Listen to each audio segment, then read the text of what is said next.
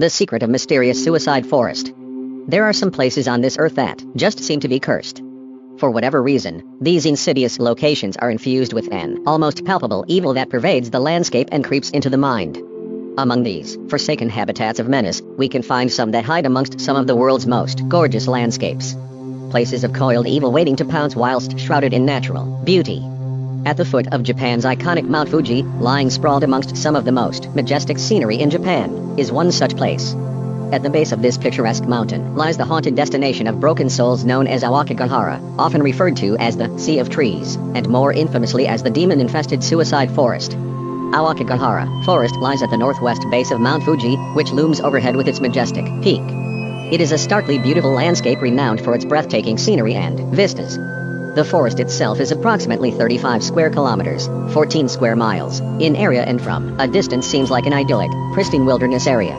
However, looks can be deceiving. The moment one steps into Aokigahara, it quickly becomes apparent that something is slightly off about the place. The first thing one may notice is the disconcerting silence here.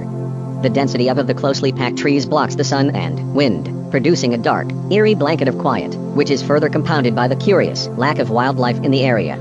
The sounds of birds and other wildlife that one might expect to hear chirping and chattering in abundance are oddly absent or subdued, as if they have shunned this place or are hiding from something. Some have described the quality of sounds here as somewhat muted, as if being heard through a thick veil or from another room. One may also notice that compasses do not work properly here.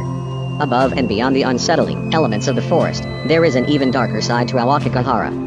In addition to those brought here for the scenic beauty, caverns, and hiking, there are also the droves of poor, lost souls who come here every year to die. Often referred to rather morbidly as the perfect place to die, Aokigahara is said to be the most popular place to go to commit suicide in Japan and the second in the world after the Golden Gate Bridge in San Francisco. Since at least the 1950s, the forest has attracted ever-growing numbers of people who come to the solitude here for their final breaths, with 2003 seeing a record number of 108 suicides. These are only the bodies that are found by monthly patrols and annual body hunts, in which police and volunteers scour the forest for victims.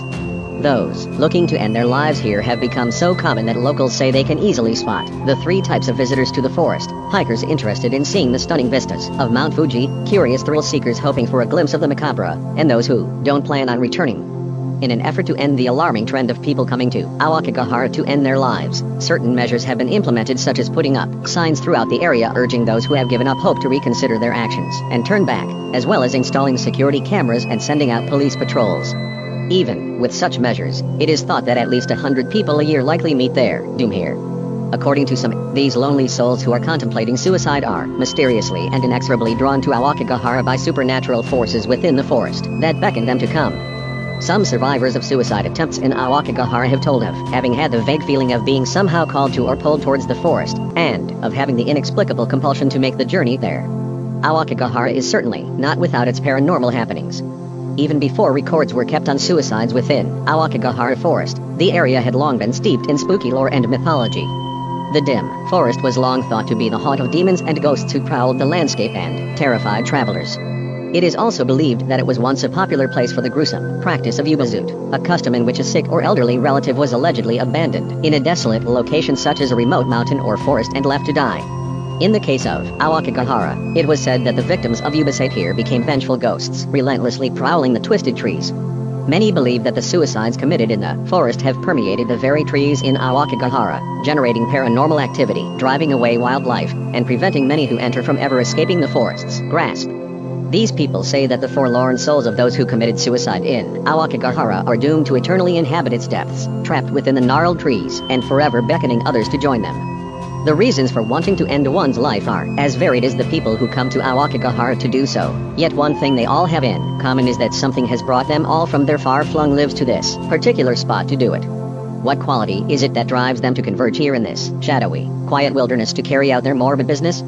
Is it simply the tranquil beauty of the place, or the privacy afforded by the low probability of encountering anyone else in such a dense and vast forest? Or are they being beckoned by demons, ghosts, vengeful spirits, or some other inscrutable evil force? Only those despairing, forgotten souls who spent their last moments in this dark quiet in the shadow of Mount Fuji will ever know for sure.